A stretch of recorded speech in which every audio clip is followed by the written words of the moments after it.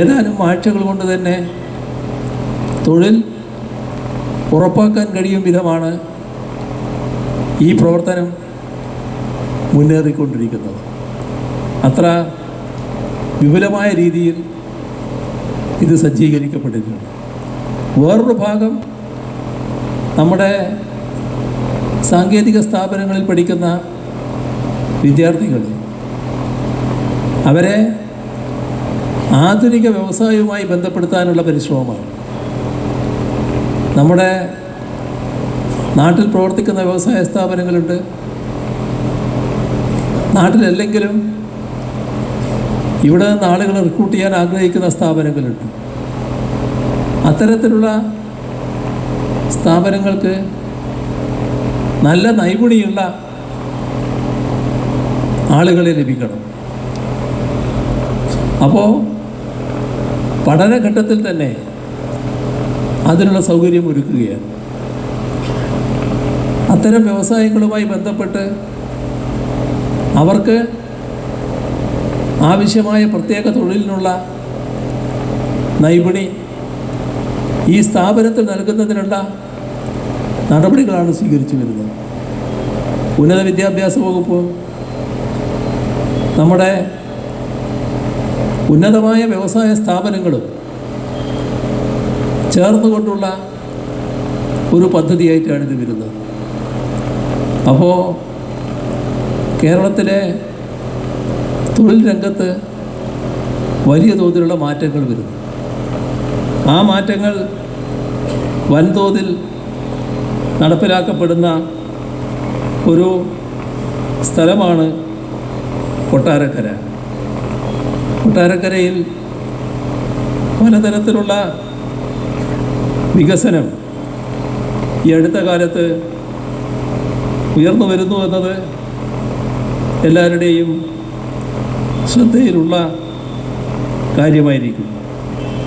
അത് നല്ല നിലക്ക് തന്നെ മുന്നോട്ട് കൊണ്ടുപോകാൻ കഴിയണം എന്നാണ് സർക്കാർ ഉദ്ദേശിക്കുന്നത്.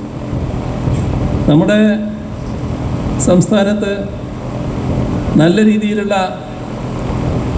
കണക്ടിവിറ്റി കെ ഫോൺ മുഖേന നാം ഉറപ്പുവരുത്തിയിട്ടുണ്ട്.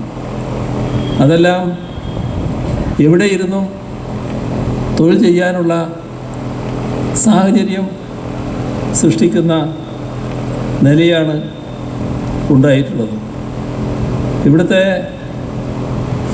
വികസന പദ്ധതികൾ എല്ലാവരുടെയും അനുഭവത്തിലുള്ളതാണ്. റോഡുകൾ, പാലങ്ങൾ, മറ്റ് സ്കൂൾ കെട്ടിടങ്ങൾ, സർക്കാർ ഓഫീസുകൾ, അവയുടെ എല്ലാം നിർമ്മാണവും നവീകരിക്കലും മാത്രമല്ല,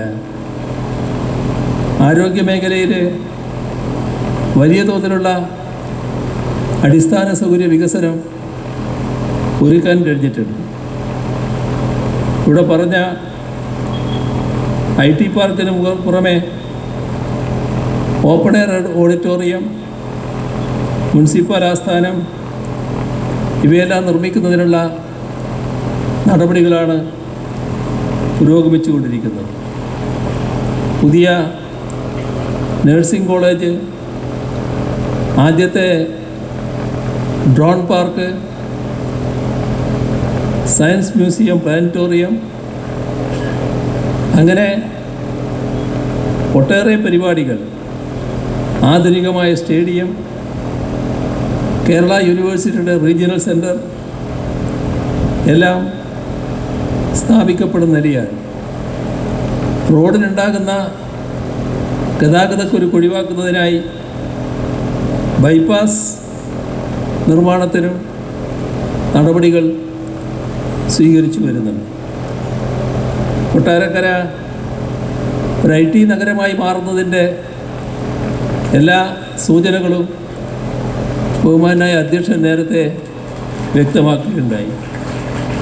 arts and science college, nursing college എല്ലാം പ്രവർത്തനം ആരംഭിച്ചിട്ടുണ്ട്. ഇതൊക്കെ നമ്മുടെ ഏതെങ്കിലും ഒരു പ്രദേശത്ത് മാത്രം നടക്കുന്ന വികസന പദ്ധതികളല്ല. കേരളത്തിൻ്റെ ഏത് പ്രദേശമെടുത്താലും ഇത്തരം വികസന പദ്ധതികൾ നമുക്ക് കാണാൻ കഴിയും. ഇത് യാഥാർത്ഥ്യമാക്കാൻ കഴിഞ്ഞത് കേവലം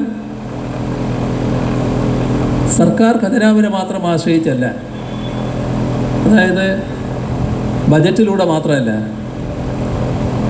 കിഫ്ബിയിലൂടെ ഒരു സമാന്തര ധനകാര്യ സ്രോതസ് സൃഷ്ടിക്കാൻ നമുക്ക് കഴിയും. അങ്ങനെയാണ് കേരളത്തിലിപ്പോൾ 90,000 കോടിയോളം രൂപയുടെ വികസന പദ്ധതികൾ അംഗീകരിക്കാൻ കിഫ്ബി മുഖേന കഴിഞ്ഞിട്ടുള്ളത്. അതിൻ്റേതായ ഒട്ടേറെ ദൃശ്യങ്ങളാണ് ഈ ഒരു 10 വർഷക്കാലം കേരളത്തിൻ്റെ എല്ലാ പ്രദേശങ്ങളിലും കാണാൻ നമുക്ക് കഴിയുന്നത്. അതിന് ഇനിയും നമ്മുടെ നാടിനെ കൂടുതൽ വികസന മുന്നേറ്റം ഉണ്ടാക്കേണ്ടതായിട്ടുണ്ട്. ഇത്തരത്തിലുള്ള അവസരങ്ങൾ നല്ലതുപോലെ ഒരുക്കേണ്ടതായിട്ടുണ്ട്. നവകേരളം എന്നത് ഒരു സ്വപ്നമല്ല, അത് യാഥാർത്ഥ്യമാക്കാനുള്ള നീക്കങ്ങളാണ് നാം നടത്തിക്കൊണ്ടിരിക്കുന്നത്. അത്തരം കാര്യങ്ങൾക്ക് എല്ലാവരുടെയും സഹകരണവും പിന്തുണയും ഉണ്ടാകണമെന്ന് അഭ്യർത്ഥിച്ചുകൊണ്ട് ഈ പുതിയ വർക്ക് നിയർ ഹോം സെൻറ്റർ ഔപചാരികമായി നാടിന് സമർപ്പിച്ചത് അറിയിച്ചുകൊണ്ട് അവസാനിപ്പിക്കുന്നു. നിങ്ങൾക്ക് എൻ്റെ സ്നേഹാഭിവാദം. നന്ദി സർ. അടുത്തതായി